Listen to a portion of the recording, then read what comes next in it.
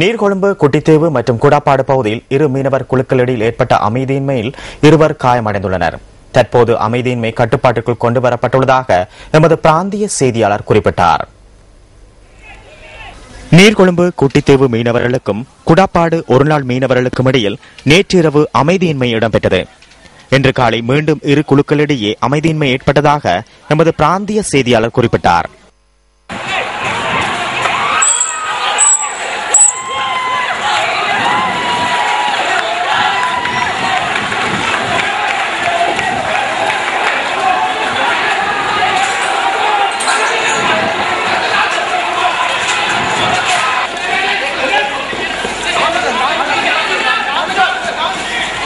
ஒரு வார காலமாக நீர்கொழும்பு மீனவர்கள் மற்றும் கரைவளை மீனவர்களுக்கும் இடையில் அமைதியின்மை காணப்பட்டதாக போலீஸ் ஊடக பேச்சாளர் சிரேஷ்ட போலீஸ் அத்தியட்சர் அஜித் ரோகன தெரிவித்தார்.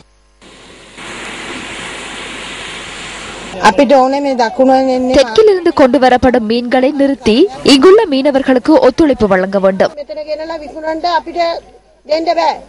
அசுத்தமான மீன்கள் கொண்டு வருவதற்கு இங்கு இடம் அளிக்க முடியாது.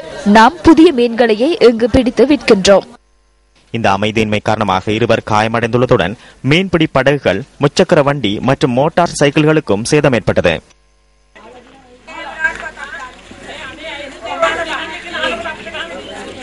இந்த சம்பவத்தில் காயமடைந்தவர்கள் நீர்கொழும்பு மாவட்ட வைத்தியசாலையில் அனுமதிக்கப்பட்டுள்ளனர். அமைதியின்மை இடம்பெற்ற இடத்தில் விசேட அதிரடி படையினர் பாதுகாப்பு கடமையில் ஈடுபடுத்தப்பட்டுள்ளதாக போலீஸ் ஊடக பேச்சாளர் குறிப்பிட்டார்.